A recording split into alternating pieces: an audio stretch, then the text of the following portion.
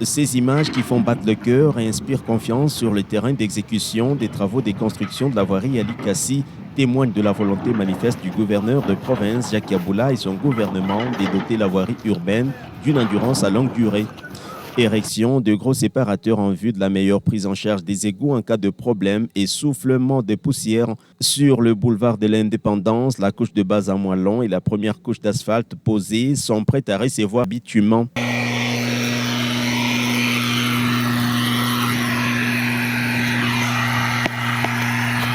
Les engins sont sur les chantiers, adapter les routes de Likassi au standard international. Ce dogme du gouverneur Jacques Yaboula prend déjà forme. L'on peut en être convaincu, comme sur cette image, la fluidité y est, mais le travail également s'effectue après maintien du trafic. L'heure est actuellement à la précision, confirme l'ingénieur Marc Mouleka, chef d'antenne OVD Likassi. Présentement, là, on est sur le tronçon rond-point Kolwezi, route de l'Indépendance jusqu'à la bifurcation de la route chez Lumumba Sapin 1.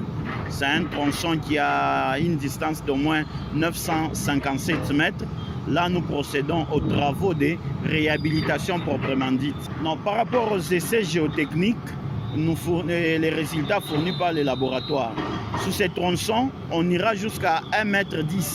Parce que dès qu'on arrive à 1 mètre, on arrive à 60-40 cm, vous-même vous le constatez, il y a une couche d'argile qu'on ne peut pas laisser. Parce que ce n'est pas un bon matériau pour le route à pouvoir supporter le poids lourd. À hauteur du rond-point route Kolwezi, l'on entame aussi le trajet de l'avenue Lumumba qui conduit à la commune de Kikula. En tout cas, toute la ville de Likassi est concernée.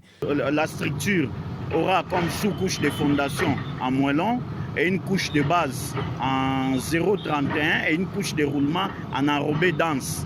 C'est-à-dire qu'on va respecter les normes pour permettre à ce que Likassi puisse commencer à respirer. Ce sont des instructions claires que j'ai reçues de ma hiérarchie pour procéder aux travaux de réhabilitation, pour lancer aux travaux de réhabilitation avec l'entreprise CCSC sous ces tronçons. Et vous allez voir sur plusieurs artères, les travaux vont s'accélérer. La boîte de Pandore a été finalement découverte en vue de pallier définitivement le problème des eaux souterraines. La canalisation ayant été maîtrisée par l'Office des voiries et drainage et les entreprises sous sa supervision comme jamais auparavant, la vision du gouverneur de province de voir la montagneuse briller de 1000 étoiles se matérialise au jour le jour.